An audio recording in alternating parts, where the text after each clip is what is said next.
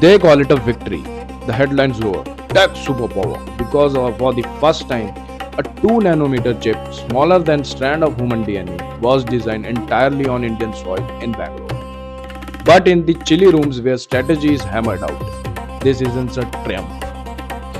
It's the most expensive cage India has ever walked into. Here's the clue. The brains are in Bengaluru, but the patent is in San Diego. India burned the midnight oil to build the future of AI, yet the profits flow to the Wall Street and the control stays in the Washington. We must be brutal. India hasn't become a superpower. It is a digital coolie. History is repeating itself.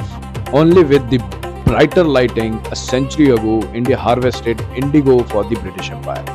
Today, India harvests code for the American Empire. It's a pattern of a high IQ extraction.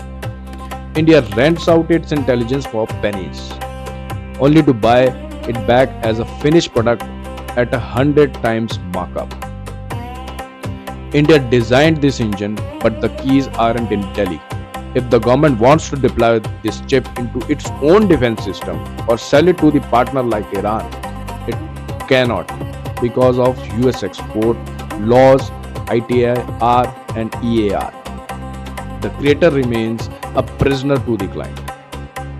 Real power isn't make in India. That's just a fancy label for the assembly. Real power is in own in India. Until India owns the intellectual property, it stays the world back office, wearing a shiny 2 nanometer title. Because in the age of AI, if you don't own the code, you are just another cog in someone else's machine.